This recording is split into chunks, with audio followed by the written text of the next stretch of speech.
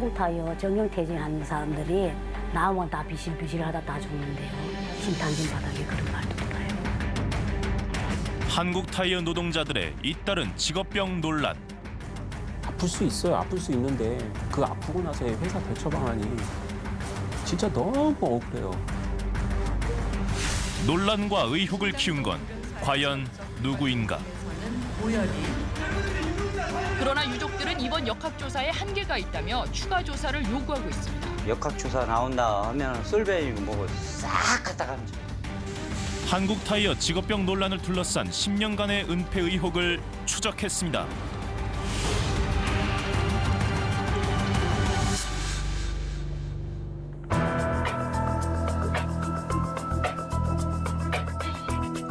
상식의 눈으로 진실을 추적하겠습니다.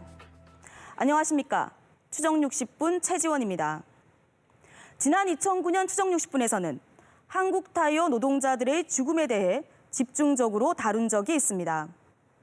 타이어 공장의 열악한 작업 환경 문제를 지적하고 계속해서 지켜보겠다는 약속도 했습니다. 그런데 10년이 흐른 지금 한국타이어 공장의 작업 환경을 둘러싼 의혹과 논란은 여전히 사라지지 않고 있습니다. 열심히 일을 한 것뿐인데 원인 모를 각종 암과 뇌심혈관 질환 등 크고 작은 병에 걸렸다는 노동자들. 대체 왜 아직도 이런 걸까요? 국내 타이어 업계 매출 1위, 세계 7위 규모의 타이어 기업. 하지만 이런 화려한 수식어 뒤엔 수많은 노동자들의 눈물이 있습니다. 한국타이어 노동자들의 죽음을 둘러싼 10년의 의혹. 과연 진실은 무엇인지 다시 추적했습니다. 지난 10월 우리는 2년 전 한국타이어를 퇴사했다는 이진재 씨를 만났습니다. 2014년 36의 나이에 암 진단을 받았다는 이 씨. 그는 근육 사이에 종양이 생기는 활막 6종암을 앓고 있습니다. 3번의 다리 근육 절제 수술에 항암 치료도 수차례 받았다고 합니다. 정도면 참 부질없고 좀 그래요. 그러니까 지금 솔직히 말 요즘 들어서 죽는 거에 대한 거를 생각을 많이 해보는데 저는 솔직히 오히려 다행이라고 봅니다. 저 혼자 그냥 이렇게 아프고 남한테 피해 안 준다. 부모님한테만 좀 죄송하죠. 저희 어머니도 젊으시고 아버지도 젊으신데 아직. 독한 약으로 버티는 삶. 매일 챙겨 먹어야 하는 약만도 10가지가 넘는다고 합니다. 이거는 다 마약성 진통제. 마약성 진통제만 제가 3가지를 먹어요. 심하게 아플 때는. 8년 전 한국타이어에 입사한 이 씨. 으뜸 사원상을 받을 정도로 열심히 일했지만 그의 포부는 입사 4년 만에 무너졌습니다. 제가 이제 폐에 전이 돼가지고 폐 수술을 하고 나서는 조금 숨이 가빠요. 이야기를 하다가 보면. 그리고 이제 수술 후 폐를 떼내고 났더니 기흉이라고. 근데 폐에 이제 숨이 공기가 차가지고 그것 때문에 통증이 좀 있어서. 이것도 저는 그는 암 발병의 원인이 타이어 공장의 작업 환경에 있다고 주장합니다. 조금 안 가는 게 이게 유튜브에 한국 타이어 광고 영상 찍을 때 나온 저거든요. 이렇게 보면은 도장을 들고 있죠. 그러니까 이 도장을 이제 HV250 거기다 이제 찍어서 페인트를 칠을 해서 이렇게 찍죠. 한국 타이어는 숙련된 타이어 완제품의 외관을 검사한 후 생산자 직인 찍는 일을 했다는 이 씨. 구축하였습니다. 바로 그 업무 중 사용하는 유기용제 때문에 암에 걸렸다는 겁니다. 그가 발병의 원인으로 꼽은 것은 바로 도장에 묻히는 HV250, 솔벤트라고 불리는 화학약품입니다. 솔벤트는 어떤 물질을 녹일 수 있는 액체 상태의 유기용제로 휘발성이 강한 것이 특징입니다. 우리는 한국타이어 노동자들의 도움으로 공장 내에서 솔벤트가 어떻게 쓰이는지 살펴볼 수 있었습니다.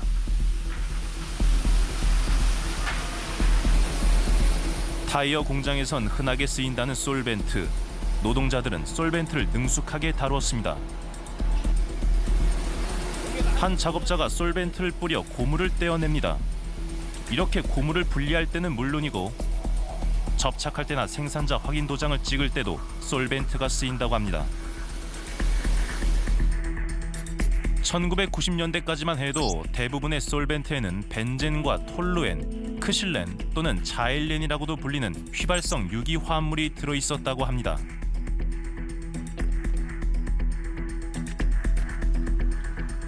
그중 벤젠은 인체에 해롭다고 알려진 물질. 화학 물질에 대해 발암 가능성 등급을 정하는 세계보건기구 산하의 국제암연구소에서는 벤젠을 발암성이 확실한 1급 발암 물질로 규정하고 있습니다. 톨루엔은 어떨까? 화학 물질의 유해성을 설명해 놓은 물질 안전 보건 자료에 따르면 톨루엔은 피부에 자극을, 크실렌은 호흡기계에 자극을 일으킬 수 있다고 합니다. 취급에 주의해야 한다는 겁니다. 벤젠은 일단 너무나 잘 알려진 1급 발암 물질이고요. 가장 대표적인 직업성 또는 환경성 발암 물질이고 골수 기능을 억제하는 그런 효과가 있어서 골수와 관련된 암들, 백혈병이라든가 림프종 이런 암들을 유발하게 됩니다. 톨루엔이나 크실렌은 중추신경이라든가 말초신경 독성이 있고 특히 이제 오랫동안 노출되면 이렇게 만성 뇌증이라고 해서 뇌가 좀 손상되는 그런 경우도 있고요. 간이나 신장의 손상, 이제 톨루엔 같은 경우는 부정맥 이런 것들을 유발할 수 있습니다. 솔벤트에 들어있던 이들 물질이 암과 각종 질병을 일으키는 것으로 알려지면서 벤젠과 톨루엔, 크실렌이 들어있지 않은 제품이 생산되기 시작했습니다. 예전에는 가격도 저렴하고 실제 그런 부분에 대해서 이제 많이 제품들이 나와 있으니까 또 성능도 좋죠. 어떤 물건을 닦는다거나 본딩돼 있는 부분을 분리할 때는 상당히 효과가 좋기 때문에 많이들 썼었어요. BTX가 포함되지 않은 제품들 같은 경우는 당연히 가격이 좀 올라갈 수가 있고요. 물론 메이커 입장에서는 아주 벌크 상태로 많이 사용하다 보면은 그 비용 면에서는 차이가 났을 수밖에 없다 이렇게 볼 수 있습니다. 그렇다면 한국 타이어에서는 어떠한 솔벤트를 사용하고 있을까? 이진재 씨는 자신이 사용하던 솔벤트에 유해 물질이 들어있었다고 주장합니다. 아, 내가 근무하는 환경이 그렇게 썩 좋은 환경은 아니다. 왜냐면은 누구 온다, 방송 온다. 그러면은 아까 그 영상 뒤로 한참 뒤로는 마스크 쓰고 이래라, 뭐 해라 얘기를 했었으니까요. 제가 마스크를 좀 더 쓰고 달라고 하고. 네, 달라고도 하고 제가 좀 더 이렇게 호흡기 좀 막을 수 있는 것도 제가 좀 구비를 하고 그랬으면은 누가 사람들이 저 자식은 저거 왜 이렇게 유별나? 우리 다 안 하고 일하는데 쟤는 왜 이렇게 유별나? 이런 소리를 들을지언정 그렇게 했으면은 안 왔을 수도 있겠죠. 하지만 산업재해 여부를 판단하는 근로복지공단에서는 그의 병이 업무와 연관성이 없다고 판단했습니다. 직인을 찍을 때 특수 잉크와 솔벤트에 노출되긴 했지만 활막 육종암과의 인과관계를 인정하기 어렵다는 겁니다.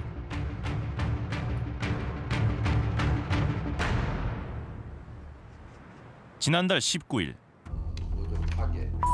국회 환경노동위원회 국정감사에서도 한국 타이어에서 사용하는 솔벤트가 도마 위에 올랐습니다. 한국 타이어 사업장에서는 벤젠과 톨루엔은 사용하지 않는다는 입장이시죠? 저희들이 사용하는 HV250에는 흔히 알고 있는 발암물질 벤젠이 전혀 없는 무벤젠이고요. 그다음에 톨루엔, 크실렌 같은 일반 유독성 성분도 전혀 없습니다. 2001년부터 무독성 솔벤트를 사용하고 있다는 한국 타이어. 하지만 솔벤트 때문에 병을 얻었다고 주장하는 한국 타이어 퇴직자는 또 있었습니다. 아빠, 잘 있었어? 뭐 했어? 밥 먹었어? 밥 먹었냐고. 더 내일 때가 더 안으로 더 와. 이런 걸 자기 아파갖고 산재. 인지를 못해. 올해 56인 김수용 씨. 그는 4년 전 알츠하이머 판정을 받았습니다. 지난해부터 상태가 더욱 악화됐다는 김 씨. 아르바이트를 하며 가족의 생계를 책임져야 하는 김 씨의 아내는 그를 요양원에 맡길 수밖에 없었다고 합니다. 선생님은 여기 계신 환자 중에 나이가 제일 어려요. 여기 계신 환자분들 중에. 더 어린 분 있어요. 더 어린 분이 없어요. 23년간 한국 타이어에서 일했던 베테랑 노동자. 불량 타이어 해체하는 일을 했다는 김수용 씨는 아내에게 두통도 자주 호소했다고 합니다. 그 이유로 고무를 뜯어낼 때 사용하는 솔벤트를 의심했다고 합니다. 한 대학병원에서 작성한 김 씨의 업무 관련 평가서. 유기용제를 5년간 취급했던 김 씨의 업무와 질병 사이의 관련성을 배제할 수 없다고 써 있습니다. 이 평가서를 가지고 2016년 산업재해 요양급여를 신청했다는 김 씨의 아내. 그러나 근로복지공단에서 3년 동안 조사만 하는 사이 회사에선 권고사직을 통보했다고 합니다. 회사는 어쨌든 회피하려는 거 생각이 들고, 그리고 근로복지공단은 저가 이제 이런 사람이 많이 나오니까 한번 첫 스타트만 해놓으면 힘들어진다는 생각을 하는 것 같아요. 지금 많잖아요. 돌아가신 분도 많고 아프도 환자들도 많고. 김 씨의 아내는 공장 내 또 다른 유해 물질도 의심하고 있었습니다. 집에 오면은 그 작업복을 한 2, 3일 담가놨다가 빨았어요. 우리 식구들하고는 절대로 하지도 못하고. 그러면은 그 세수 때 지금 생각하니까 그게 가분이라 그런 것 같아요. 그게 이렇게 두껍게 가라앉아 있어요. 검정색의 탄소 분말인 카본 블랙은 타이어의 내구성을 높이는 물질. 타이어를 만들 때 고무 다음으로 가장 많이 쓰이는 재료라고 합니다. 국제암연구소에서도 인체 발암 가능 물질로 분류한 카본 블랙. 물질 안전 보건 자료에는 눈, 피부의 접촉을 피해야 하고 천식, 호흡 장애를 일으킬 수 있다고 적혀 있습니다. 한국 타이어에서 근무하는 노동자들 역시 우리에게 작업 환경을 고발하는 각종 영상을 보내왔습니다. 타이어를 고온에서 찔 때 나오는 기체, 공장 내에서 사용하는 각종 화학약품에 공장 바닥과 생산 설비에 흩어져 있는 검정색의 분진까지 유해 물질이 많다는 겁니다. 국제암연구소에서도 타이어 등 고무 관련 산업을 발암성이 가장 확실한 산업으로 규정하고 있습니다. 타이어를 만드는 과정 중에 유기용제로 들어가고 여러 가지 화물질도 들어가는데 전체 공정을 보게 되면 어느 물질이라고 딱 규정하기는 힘들지만 상당히 많은 이제 발암성 물질들이 그 공정 속에 다 포함되어지는데, 그래서 타이어 공장 전체를 이제 암 발생과 관련되어 있는 공정이다, 이렇게 정의를 한 거죠, 보면은. 우리는 취재 중 한 인터넷 신문사 기자로부터 한국 타이어 전직 근로감독관과의 통화 녹취록을 입수했습니다. 작업장에서 따로 톨루엔을 사용하고 계신가요? 톨루엔도 있어요. 톨루엔은 웬만한 공장은 다 쓰거든요. 이게 약간 세척 성분이 좋아가지고 이걸 웬만한 공장에서는 톨루엔 다 써요. 자일렌도 써요, 그러면? 자일렌, 톨루엔 이런 것들은 좀 흔한 물질이에요. 한국 타이어 작업장에서 톨루엔과 크실렌을 흔히 쓰고 있다는 것. 소소문 끝에 한국 타이어 전직 근로감독관을 직접 만날 수 있었습니다. 관리 대상 물질이 포함되어 있어서 그게 어찌됐건 관리 대상 물질도 사람한테 안 좋은 거니까 그거를 빼봐라. 그러니까 한국 타이어 쪽에서 알았다, 한번 해보겠다라고 의뢰를 한 거예요. 그래서 의뢰를 해서 시제품까지 받았어요. 시제품까지 받아서 테스트를 한번 해보니까 성능이 안 나온 거예요. 도저히 요구하는 성능이 안 나와서 배치를 못했다고 했거든요. 근데 한국 타이어 쪽에서는 계속 그 시도는 할 거예요. 유기용제의 성능 문제로 유해 물질을 완벽하게 제거하지 못했다는 감독관의 말은 사실일까? 한국 타이어에 정식으로 인터뷰를 요청했습니다. 한국 타이어는 답변서를 통해 유기용제인 솔벤트에 벤젠, 톨루엔, 크실렌이 들어있지 않다고 강조했습니다. 또한 2008년부터 전문기관에 의뢰해 안전진단을 실시하고 근무 환경을 지속적으로 개선하고 있다고 밝혀왔습니다.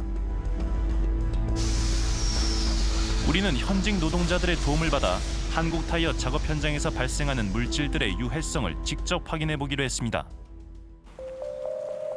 한국타이어 대전 공장에서 수거한 솔벤트에 벤젠, 톨루엔, 크실렌이 정말 없는지 전문 검사기관에 시험을 의뢰했습니다. 분진에도 유해 물질이 없는지 검출 실험을 의뢰했습니다. 검사 결과 벤젠은 나오지 않았지만 톨루엔과 크실렌이 검출됐습니다. 한국타이어에선 들어있지 않다고 했던 화학물질입니다. 톨렌 자체가 주로 심장질환 발병 쪽이나 또 말초신경병이나 이런 것과 밀접한 관련이 있는 독성이 있는 유기용제이기 때문에 사실 유념해서 봐야 됩니다. 분진에서는 16가지의 다핵 방향족 탄화수소가 모두 검출됐습니다. 그중 8가지가 발암 가능 물질, 이 중엔 1급 발암 물질로 알려진 벤조에이피렌도 있습니다. 일반적으로 시료를 맡겨서 분석했을 때 이 정도 나왔다 그러면 많다고 보시는? 네, 좀 많은 편입니다. 분진 속에서 좀 많은 편이고 아무래도 내부에 이러한 물질의 공기 중에 있는 것들을 좀 반영한다 이렇게 볼 수가 있죠. 사람에게서 명백하게 암을 일으키는 1급 발암물질, 벤조피렌이라든가 이런 물질들이 검출되는 그런 형태니까 이런 조건이라고 한다면 그런 물질 자체가 분진과 같이 섞여서 암 발생의 가능성이 굉장히 높은 거죠. 2001년부터 벤젠, 톨루엔, 크실렌 같은 유해물질이 없는 유기용제를 사용한다고 대대적으로 발표해온 한국타이어. 하지만 우리가 전문기관에 의뢰한 실험 결과는 달랐습니다. 아예 없다던 톨루엔, 크실렌은 물론 분진에선 1급 발암물질인 벤조에이피렌까지 검출됐습니다. 대체 어떻게 된 걸까요? 이에 대해 이틀 전 한국타이어는 서면으로 답변서를 보내왔습니다.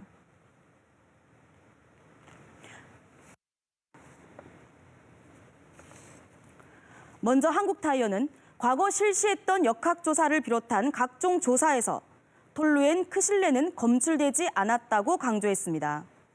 네, 바로 그 조사 과정과 결과를 신뢰할 수 없어서 우리는 다시 공신력 있고 객관적인 전문기관에 실험을 의뢰한 겁니다.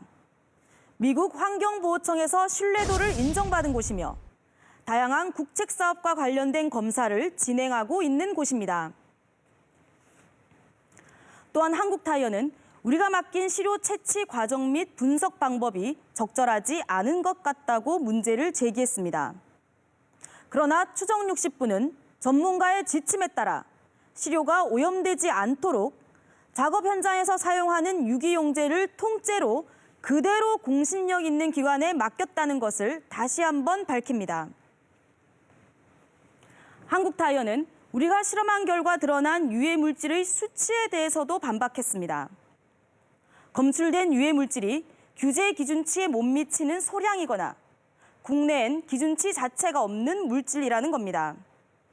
하지만 전문가들은 그 양이 적을지라도 이렇게 많은 종류의 유해물질에 장기간 노출된다면 결코 안전한 노동 환경으로 볼 수 없다고 지적합니다. 자그마치 10년, 기나긴 세월 동안 문제가 해결되지 않으면서 한국타이어의 직업병 논란은 더욱 커지고 있습니다. 그런데 노동자들이 의혹을 제기한 건 작업 환경뿐만이 아니었습니다.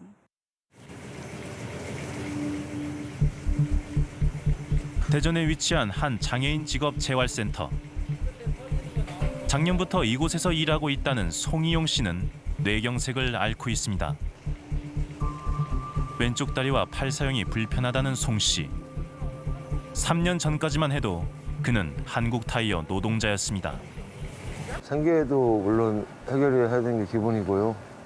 또 기타 해고에 따른 소송 진행되고 있는 법정 비용이라든가 또 산업재해 요양 신청에 따른 여러 가지 그 노무사 선임비라든가 이런 비용들 때문에도 그렇습니다. 뇌경색으로 인해 해고를 당했다는 송 씨. 삶을 송두리째 바꿔놓은 병은 3년 전 겨울 마비 증상과 함께 갑자기 찾아왔습니다. 저희 식구가 응급차 부르고 그래서 응급 이송이 됐던 겁니다. 자세한 내막은 제가 잘 기억이 안 나고요. 이제 단지 하나 굉장히 위급한 상황이니까 우리 아줌마한테 우리 식구한테 마음의 준비를 하고 있으라는 그런 의사 말밖에 들리질 않았습니다. 20년간 한국타이어 대전 공장에서 일했다는 송의용 씨. 그는 발병 직전 동료들과 공장 청소를 했다고 합니다. 바로 그때 유해 물질에 노출됐다는 겁니다. 본사에서 해장단이 현장을 2015년도 연초에 순실을 하겠다고 해서 대대적인 공장 청소가 있었습니다. 근 한 달간에 걸쳐서 각종 제거물, 폐기물들을 청소를 하고 가루기를 직접 닦는 그런 작업들을 했었습니다. 발병 후 그는 산재요양보험 급여를 신청했습니다. 하지만 근로복지공단의 판단은 송 씨 주장과 달랐습니다. 뇌혈관 질환과 업무의 인과관계를 인정하기 어렵다는 것. 그런데 산재 여부를 알아보고 부당 해고에 대한 소송을 준비하던 중 그는 이상한 점을 발견했다고 합니다. 그가 우리에게 보여준 것은 해고되기 전 받았다는 특수 건강 진단서입니다. 검진 당시 뇌경색을 앓고 있던 송 씨. 그런데 건강양호라고 적혀 있습니다.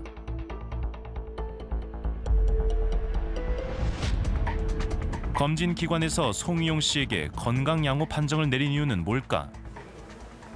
우리는 2015년 당시 한국타이어의 특수 건강 진단을 담당했던 의사를 만났습니다. 그는 송 씨를 기억하고 있을까? 송의용 씨. 근데 그분 기록에 선생님께서 진단을 내리셨는데 건강양호라고 나와 있어서. 그거는 뭐냐면 전산상의 양호라고 체크된 게 아닌데 아까 제가 말씀드린 대로 능력상에 아마 그랬을 것 같다는 생각이 들고요. 전산상의 오류일 뿐이라는 당시 담당 의사. 송의용 씨가 받았다는 특수 건강 진단은 유해한 환경에 노출되어 있는 업종의 노동자가 매년 받아야 하는 검진입니다. 사업주는 산업안전보건법에 따라 노동자들의 직업병 예방과 건강 관리를 위해 검진을 진행하고 비용을 부담해야 합니다. 고용노동부 홈페이지에서 특수건강진단기관을 찾아봤습니다. 현재 고용노동부 장관이 지정한 특수건강진단기관은 242곳. 한국타이어는 현재 대전 지역의 한 병원에만 특수건강진단을 의뢰하고 있습니다. 활막 6종암을 앓고 있는 이진재 씨도 그곳에서 특수 건강 진단을 받았습니다. 그가 암 진단을 받은 건 2014년 10월. 그런데 항암 치료 후 받은 2015년 특수 건강 진단 결과에는 과거 병력도 없고 건강상 특이사항도 없다고 적혀 있습니다. 의사 이야기하고 제가 이렇게 뭐 병력이 있었다는 거 다 적지 않습니까? 다 적었는데 이게 결과가 이렇게 나와요. 과거 병력 없음. 아니 세상에 암 환자가 복직하고 나서 건강진단을 받았는데 과거 병력이 없다고 나온다는 게 좀 웃긴 거예요. 그때 이렇게 진료 받으시면서 다 이야기하셨어요? 그럼요. 예, 증상 다 이야기를 하고. 과거 병력도 없다가 이렇게 표시된 경우들이 몇몇 사례들이 있더라고요. 직접 그때 특수건강검진도 담당하셨으니까 어떻게 그렇게 결과가 다르게 나올 수 있는가 이런 걸 좀 확인도 하고 싶고요. 부분에서 또 누락되거나 빠지는 분이 그런 있습니다. 기록의 누락인가요? 단순히? 아마 그렇지 않을까 싶은데요. 저희들이 이제 다른 의도가 있거나 그런 건 전혀 없기 때문에 기록에 누락이라고 말하는 의사. 우리는 검진기관에 인터뷰를 요청했습니다. 검진 기관에서는 서면 답변을 통해 특수 건강 진단에서의 건강 양호는 전반적인 건강 상태가 양호하다는 뜻이 아니라고 했습니다. 유해 인자에 관해서는 특별한 관리가 필요 없는 양호한 상태를 의미한다는 겁니다. 즉, 특수 건강 진단서에 따로 표시되어 있는 유해 인자로 인한 질병이 없을 때 건강 양호로 적는다는 것.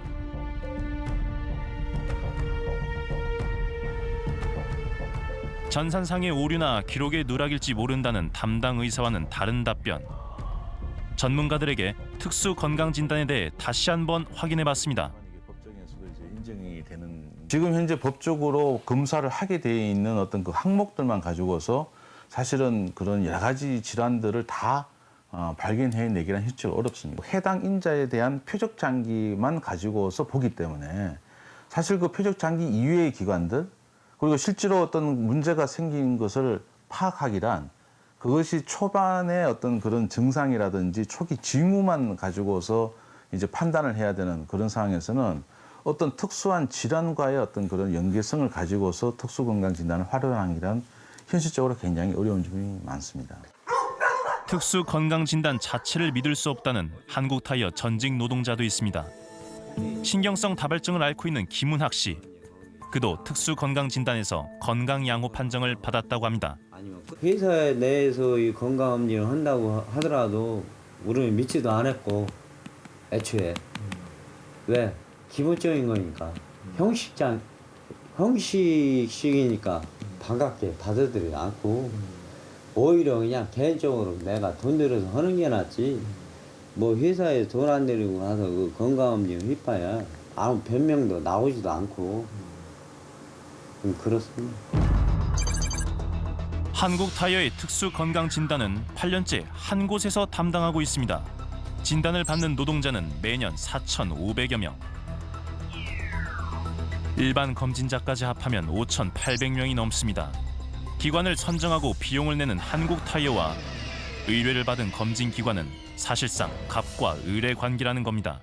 우리가 개인적으로 돈 들여서 가면은 교수님들이나 뭐 해서 환자 편 쪽으로 이렇게 해서 써주는데 근데 거기는 가면은 회사하고 계약을 해 있기 때문에 여기에서 계약이 빠개지면 이제 돈이 이제 금액이 많이 왔다 갔다 하잖아요.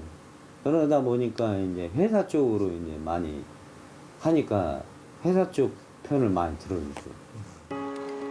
직업병 예방과 관리를 위해 실시하는 특수 건강 진단.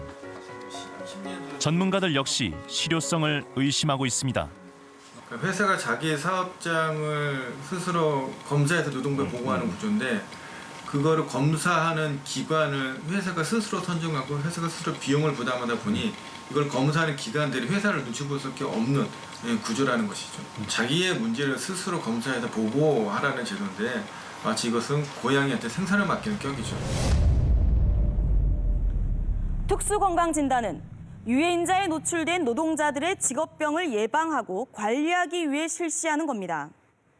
그런데 그 검진 기관을 사업주가 정하고 검진 비용을 사업주가 내고 그 결과를 노동부에 보고합니다.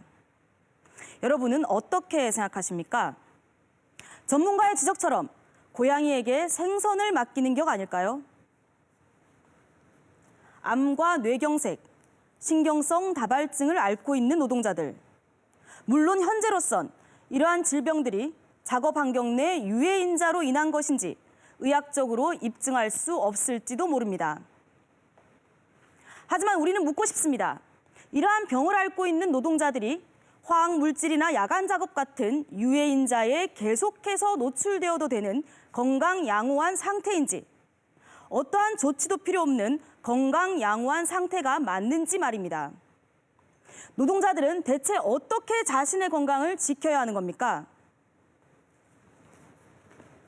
여전히 각종 질병으로 고통받으면서도 산업재해로 인정받지 못한 수많은 한국타이어 전현직 노동자들이 있습니다. 한국타이어는 그 근거로 2007년과 2009년 두 차례에 걸쳐 실시한 역학조사 결과를 제시하고 있습니다. 그렇다면 이 역학조사들은 과연 제대로 이루어진 걸까요?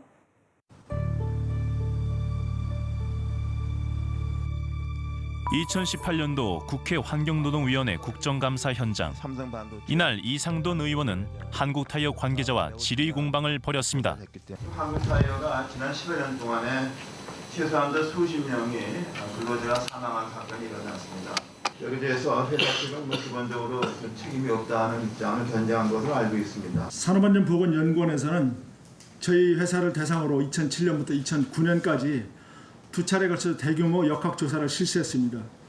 1차 역학조사에서는 작업 환경과 건강 영향에 대한 평가를 진행했고 그 결과 일반 국민 대비 사망률이 저희들이 16% 낮은 것으로 조사되었습니다. 그리고 화학물질로 인한 그 사망 관련성도 낮게 평가가 되었습니다. 두 번째 또 진행된 2차 역학조사에서도 1차에서 빠진 부분이 논란이 돼서 추가로 하였습니다. 직무 연관성이 있는 그런 것은 일부입니다. 그래서 이 부분을 일부 사람들이 주장해서 그것이 언론에 나온 것처럼 회사가 다 사망을 시켰다라고 한 그런 터무니없는 주장만큼은 좀 이 자리에서 밝혀주고 싶습니다. 2007년 한 지역신문의 보도로 알려진 한국타이어 노동자 집단 사망 사태. 1년 새 6명이 돌연사하면서 논란이 됐습니다. 2006년 5월부터 1년 6개월간 한국타이어에서 사망한 직원은 모두 14명. 6명은 폐암을 비롯한 각종 암으로 사망했고 7명은 급성 심근경색 등 뇌 심혈관 질환이 사망 원인이었습니다. 도대체 무엇이 문제였던 걸까? 작업 환경에 대한 의혹이 제기되자 산업안전보건연구원에서는 2007년 말부터 대대적인 역학조사를 실시했습니다. 그리고 2008년 2월 발표된 조사 결과 심장성 돌연사의 직업적 유발 요인 중에서는 고열이, 기저질환인 관상동맥질환의 직업적 위험 요인 중에서는 교대 작업과 관련된 과로의 가능성이 확인되었습니다. 역학조사 결과에 따르면 산업재해로 인정할 수 있는 건 단 6명. 그마저도 고온의 작업 환경과 과로를 주요 사망 원인으로 꼽았습니다.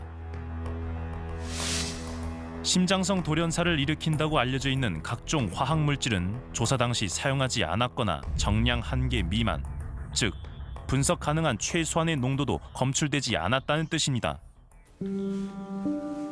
하지만 역학조사 결과를 접한 김은학 씨는 이를 신뢰할 수 없다고 말합니다. 조사 자체에 문제가 있었다는 겁니다. 저도 도급사 반장으로 있었는데 부장님들이 이제 역학조사 나온다 하면 솔베이고 뭐고 싹 갖다 감춰요. 환기도 막 시켜요. 문도 다 활짝 열어놓고. 조사 나오기 전에 미리 다 준비해놓고 조사를 받는 거죠. 이제 미리 통보를 해요. 그 역학조사 나온다고. 그러면 그거를 그 통보를 듣고 미리 이제 다 조치를 하는 거예요. 그 전에. 몇 월 며칠 날 몇 시에 나오겠다. 그러면은 정확하게 그 시간에 나와요. 측정 당시 작업 환경에 변화가 있었다는 주장. 우리는 당시 역학조사를 담당했던 한 연구원을 만나 조사에 문제가 없었는지 물었습니다. 첫 번째로 역학조사는 법적으로 현재 불시에 갈 수는 없게 돼 있고요. 저희가 그 사업장에 대해서 불시 점검하고 뭐 어떻게 수색할 수 있는 그런 권리는 없기 때문에 통보하고 협의된 날짜에 가게 돼 있습니다. 그런 한계를 인지를 했고 이전에 그런 논란이 있다는 것을 알아서 사업주한테 실제로 청소를 했느냐 아니면 뭐 어디 유기용 제통으로 기타 다른 데로 치운 적이 있느냐 그런 부분들을 확인을 했고요. 그런 부분들도 저희 평가 결과를 역학조사 평가위원회가 마지막에 평가를 하는데 보고를 할 때 다 논의된 걸로 알고 있습니다. 그 당시는 이번 국회 환경노동위원회 국정감사에 출석했던 박두용 한국산업안전공단 이사장. 2007년 역학조사 당시 총책임자였던 그는 어떤 이야기를 할까? 제 양심을 걸고 2007년도에 수행한 한국타이어도 최선을 다해서 원인을 찾으려고 노력을 했습니다. 자료를 왜곡한다거나 또는 그 결과를 갖다가 해석하는 데 있어서 뭐 조사할 걸 조사하지 않았다거나 이런 사항은 없었다고 확실하게 말씀드릴 수 있습니다. 그의 주장은 과연 사실일까? 우리는 역학조사 당시의 자문위원회 회의록을 어렵게 입수할 수 있었습니다. 회의록에 담긴 내용은 그의 주장과 달랐습니다. 실제 작업 환경 측정할 때 작업 환경 개선 조치가 많이 된 상황이었거든요. 그런데 과거 작업 환경을 모르기 때문에 현재 조사한 것에서 안 나왔다고 해서 작업 환경을 완전히 배제한다는 것도 문제가 있지 않은가 싶습니다. 이 측정 자료에 대한 신뢰도가 어느 정도 되느냐는 의문이 듭니다. 그 대전지방노동청 산업안전기관의 협조 체계가 어떻게 되나요? 실제로 노동청은 사법권이 있죠. 그럼 저는 현재 것만 파악할 수 있다는 게 이해가 안 가는 게 충분히 화학물질 정보도 파악할 수 있을 것 같은데요.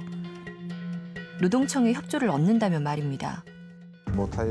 조사 당시 작업 환경이 평소와 다르다는 의혹 제기. 당시 자문위원이었던 노상철 교수는 우리에게 한국타이어의 2005년 작업 환경 측정 결과부터 보여줬습니다. 방독 마스크 착용 상태가 미흡하고 타이어 성형 후 발생되는 기체, 흉에 노출되고 있다고 적혀 있습니다. 연도별 총 분진량을 살펴보니 검출량이 가장 낮았던 건 2006년 하반기. 그런데 2007년 역학조사 당시 수치는 이보다 전부 낮았습니다. 그래도 적어도 그런 작업 환경에서 특정 그 부서에서 나올 수밖에 없는 물질들 수준은 있거든요. 근데 2007년도 역학조사 당시에 값들은 굉장히 결과가 좋았다는 거예요. 가장 핵심적인 거는 바로 평상시 작업이 대한 평가가 아니었다는 것을 반영하는 거죠. 어디 있습니까? 노상철 교수는 역학조사 당시 한국타이어 측의 비협조적인 태도도 문제점으로 지적합니다. 결국에는 우리가 어떤 원인 결과를 이야기를 할 때 가장 중요한 거는 해당 작업 노동자가 어떤 일을 했는지에 대한 정보, 어떤 물질을 취급했는지에 대한 정보, 또 그 사람이 취급했던 많은 다양한 물질들 중에 그 특정 물질의 성분, 이런 가장 중요한 원인에 대한 정보가 현재로서는 확인할 방법이 없습니다. 회사 측에서 자료를 제공을 안 했고요. 그리고 현장에 있는 이제 그런 노동자들하고의 어떤 그런 대면 또 다 회사 측의 개입으로 이루어질 수가 없었던 그런 상황입니다. 추적 60분 팀으로 제보 영상을 보내온 한국타이어 노동자들. 그들은 잘못된 역학조사가 노동자를 2번 울렸다고 말합니다. 역학조사 결과가 한국타이어 노동자들의 산업재해 여부를 판단할 때 활용됐었다는 겁니다. 2007년 폐암으로 사망한 한국타이어 노동자의 역학조사 결과서. 작업 환경 측정 결과는 역학조사 보고서에서 발췌했다고 적혀 있습니다. 역학조사 결과를 근거로 그의 폐암이 작업으로 유발되었을 가능성은 낮다고 판단했습니다. 전문가들은 역학조사의 또 다른 문제점도 지적합니다. 노동자들이 본인이 이제 노출되는 상황들을 잘 알거든요.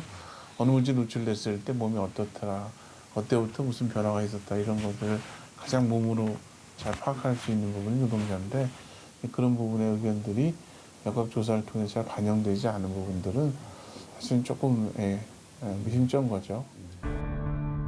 논란이 계속되자 산업안전보건연구원에서는 직무 특성과 고무, 흉에 대한 추가 역학조사를 실시했습니다. 그런데 직무 특성에 대한 연구는 회사에서 자료 제공을 거부하고 자발적으로 참여하는 직원도 없어 제대로 되지 않았다고 합니다.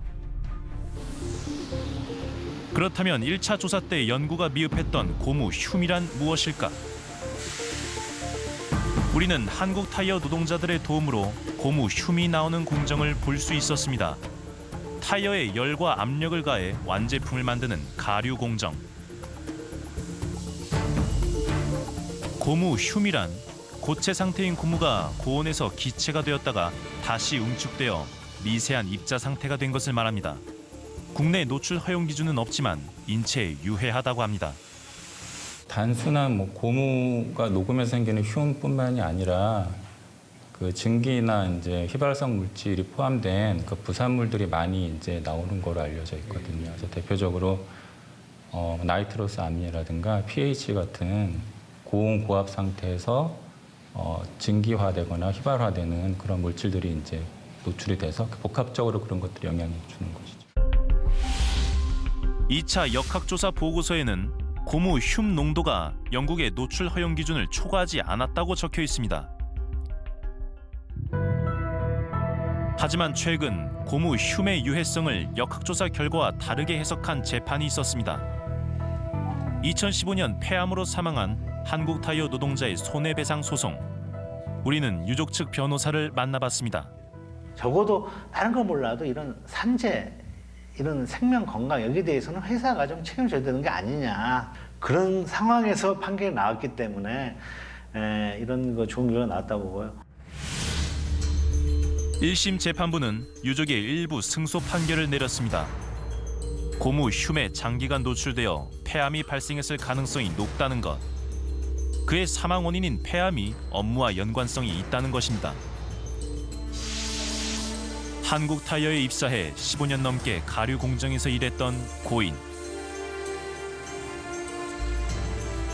그는 고무 흉을 지속적으로 흡입할 수밖에 없었습니다. 하지만 한국타이어는 판결에 불복하고 즉각 항소했습니다. 과실이 없다는 거, 그리고 이제 고무염에 대한 우리나라 규제가 위배하기 때문에 법적 기준을 자기들이 위반한 건 없다는 거. 그 당시 이제 기록 남아 있는 부실했던 역학조사 결과 이런 걸 가지고 거기에 나타난 것을 봐서는 이제 회사 측의 책임 인정이 좀 부족하다 이런 주장을 했던 것이고요. 그리고 지난 10월에 있었던 항소심. 재판부는 이번에도 유족의 손을 들어줬습니다. 한국타이어의 노동자 사망의 책임이 일부 있다고 인정한 것입니다. 단지 그렇게 법적 기준보다 다른 유해 물질의 노출이 낮았다는 이유만으로 회사에 책임이 없다. 그런 판단을 내리진 않을 것이고요. 그런 다른 사건에서도 회사의 그 손해배상 책임이 인정될 가능성이 높습니다.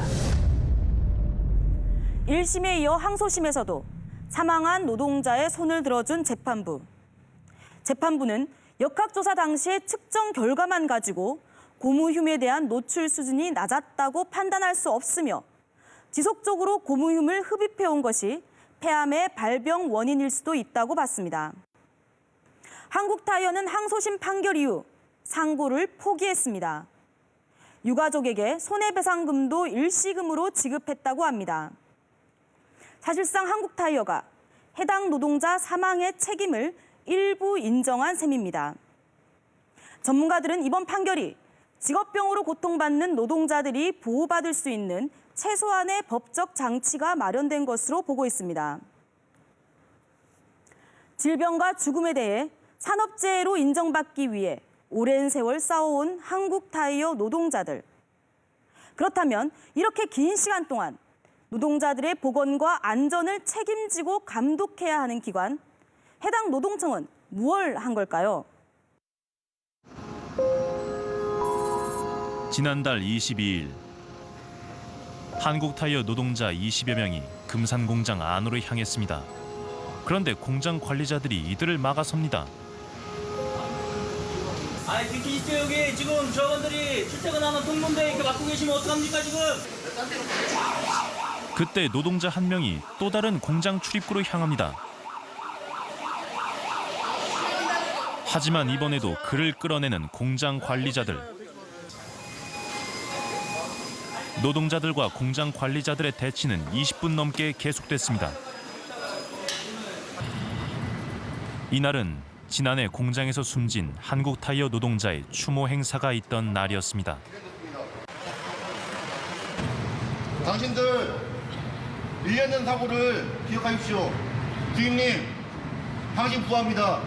마지막 행사인 헌화식 하려고 합니다. 좀 할 수 있게 도와주십시오. 우리는 근무하고 있는 시간인데 그러니까 근무하는 시간에 왜 방해를 하십니까? 애도하는 것보다 현장의 생산이 더 중요하다는 얘기죠? 아니죠. 그러면 애도하는데 5분도 기계 세우라는 얘기도 아니고. 결국 이들은 공장 안으로 들어가지 못했습니다. 공장 앞 차가운 시멘트 바닥에 국화꽃을 두는 것으로 동료를 애도했습니다. 지난해 10월 한국타이어 금산 공장의 노동자가 컨베이어 벨트와 롤 사이에 끼어 숨지는 사고가 발생했습니다. 각종 재료를 혼합해 타이어용 고무를 생산하는 정년 공정. 숨진 노동자는 이렇게 고무 원단을 옮기다가 기계에 빨려 들어갔다고 합니다.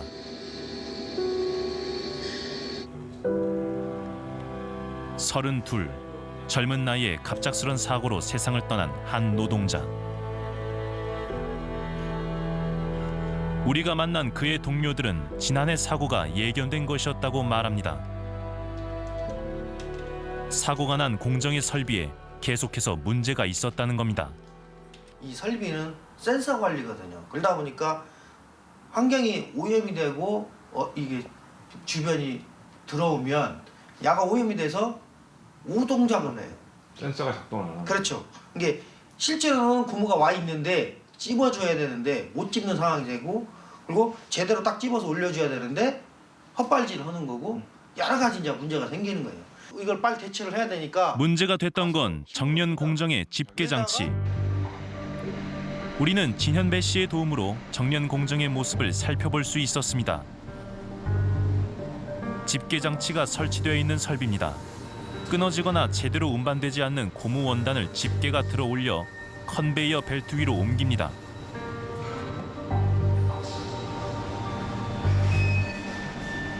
하지만 이처럼 집게 장치가 없을 때는 작업자가 직접 고무를 들고 기계에 밀어 넣어줬다는 겁니다. 이렇게 안 돼 있는데 2015년 노동자들의 요구에 사측에서는 2년 안에 집게 장치 설치를 보완하겠다고 약속했습니다. 하지만 지켜지지 않았다고 합니다. 안 되는 2017년도까지 한두 달 딜레이 되는 건 이해를 하지만 수개월째 이렇게 넘어간다는 건 이건 약속을 이미 깨버리는 거고, 실질적으로 노동청이 지도관리가 해야 될 걸 안 했으니까 노동청도 잘못된 거 아니냐. 어떻게 보면 제 느낌에는 꼭 사측의 대변인 거 마냥 그렇게 대변을 하더라고요. 그러니까 지금 집게 장치 설치에 대한 노동자들의 민원이 빨리 처리됐다면 지난해 사고는 막을 수 있지 않았을까. 근무하고 있는 한국타이어 쪽에다가 그때 이제 최종적으로 이제 불량률이 없는 기계가 이제 도입될 때니까 이거를 파악을 해서 이거를 순차적으로 차근차근 설치하라. 이렇게 해서 그 내용을 계획을 노조 쪽에도 전달을 해주고, 계획대로 안 돼서는 않을 거예요. 그는 조심스럽게 관리 감독에 대한 어려움도 털어놨습니다. 아쉬운 부분이 어찌됐건 회사가 보니까 조금 안정과 생산을 50대 50으로 봤을 때 생산 쪽에 조금 더 무게가 좀 가 있는 거. 어쩔 수 없는 기업이라는 거는 거지만.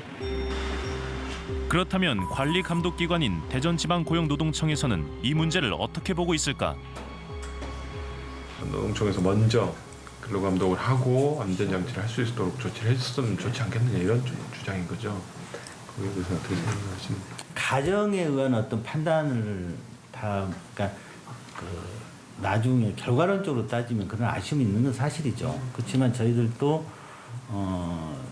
대전청 관내에 많은 사업장들이 있고, 그리고 한국타이어에서 사실 어떤 작년 사고 이전에 큰 문제가 발생하거나 아니면 그런 사고들이 있어가지고 저희들이 전면적인 감독을 할 만한 그런 상황도 아니었고.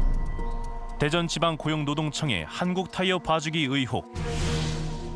지난 2008년 감사원 보고서에도 그런 정황이 있습니다. 한국타이어에 잘 관리하고 있다는 말만 믿고 대전지방고용노동청이 실제 사후관리 여부는 확인하지 않았다는 것. 안전보건 점검이 태만했다는 이유로 담당 공무원은 징계 처분 받았습니다. 18대 국회의원을 지낸 홍희덕 전 의원. 그도 2010년 국정감사에서 대전지방고용노동청의 문제점을 지적했습니다. 중대재해 현황. 그 기업을 그렇게 유해 물질이나 노동자들 산재가 심각한 사태로 발생하면 제재를 할 수 있고 법률로도 얼마든지 할 수가 있음에도 불구하고 안 하고 있죠. 그런 것들이 너무 심각하다. 그래서 피감기관이기도 하고 해서 국정감사 때 마침 그렇게 좀 불러서 제대로 좀 하게끔 요구는 했는데 실제로 당시 국정감사 속기록에는 대전지방고용노동청에서 한국타이어의 중대 재해를 은폐한 정황이 담겨 있습니다. 한국타이어에서 일하던 하청업체 직원의 사고. 대전지방고용노동청에서는 원청인 한국타이어의 이름을 빼고 하청업체를 원청으로 적어 제출했다고 합니다. 아마 또 그 하청업체로 둔갑을 시키면 원청의 책임이 좀 면하는 거 아니겠어요? 뭐 그런 것들을 염두에 두고 했지 않았는가. 노동부에서 그런 것들을 모를 리가 없지. 1년 사이에 뒤바뀌는 부분에 대해서. 예, 그러니까 그런 것들은 그냥 봐주고 넘어갔다 이렇게밖에 뭐 생각을 할 수가 있겠어요? 계속되는 은폐 의혹. 대전지방고용노동청장은 올해도 국정감사장에 섰습니다. 20년 사이에 170명 가까운 사람들이 사망했다고 그러면은 지금 현재 이 그 질병을 앓고 있는 사람은 제외하고 사망자만 이렇게 많다면은 이건 진짜 원한이 없는 거 아니겠습니까? 엄청난 사건 아니에요? 그래서 그 문제 때문에 아마 이제 역학조사를 했던 것 같고요. 그래서 역학조사를 2회에 걸쳐서 07년부터 09년까지 2회에 걸쳐서 했는데 이건 분명히 제대로 된 역학조사도 아니고 현재 질병을 앓고 있는 사람들이 그 고통을 덜어줄 수 있는 조치를 우리가 취해야 돼요. 그걸 해줄 필요가 있어요. 이걸 해야만이 한국타이어가 악명에서부터 벗어난다고는 생각해요. 청장은 어떻게 생각하세요? 이 법 이전에 상식이고 살아있는 사람들의 기본 도리예요. 위험이 확인되지 않으면 안전하다는 생각. 이것이 지난 10년간의 논란을 불러왔는지도 모릅니다. 하지만 이제는 안전이 확인되지 않으면 위험하다는 생각으로 바꿔야 할 것입니다. 노동관청이 진짜 좀 사명감을 갖고 노동자들 편에 서서 사람 목숨을 그렇게 많은 사람들이 죽어나가는 부분을 심각하게 여기지 않으면 되겠어요. 첫 번째는 노동부가 좀 각성해야 된다. 제바로 자기 역할을 해야 되고 또 하나는 국회에서 노동자들 산재를 이렇게 중대하게 일으키는 기업에 대해서는 페널티를 정말로 좀 정확하게 줄 수 있는 그런 입법이 뒷받침이 확실하게 돼야 된다. 노동 환경을 감독 관리해야 할 책임기관이 제 역할을 하지 않으면서 현장에선 비난의 목소리가 커지고 있습니다. 대전지방고용노동청이 맡은 일을 제대로 하지 못한 것이 아니라 알고도 눈 감아준 것 아니냐는 의혹마저 나오고 있습니다. 10년이 흐르도록 한국타이어는 여전히 노동자들의 질병이나 사망이 작업 환경과 관계없다는 말만 계속하고 있습니다. 이 말이 진실이라면 대체 무엇을 망설이는 겁니까?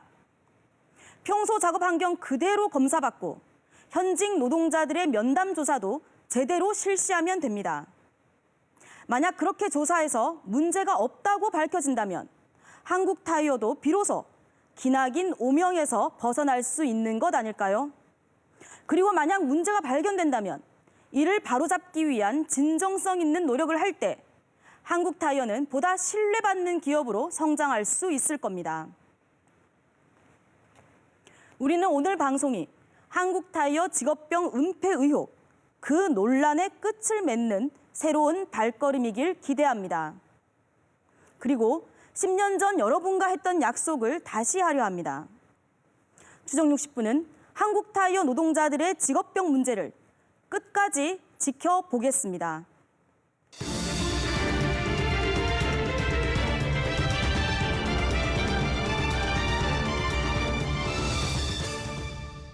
추적 60분에서는 아동, 청소년과 돈독한 관계를 만든 후 성범죄를 하는 이른바 그루밍 성범죄에 대한 제보를 기다립니다.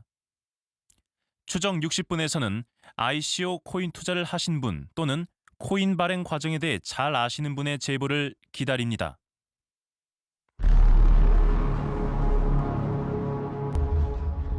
땅이 유행이지 않습니까? 솔직하게. 부동산 투자는 흐름과 타이밍이 문제가 있어요. 또 올라갈 일만 남은 거 아니에요? 전혀 없다는 것을 말씀드리고 싶습니다.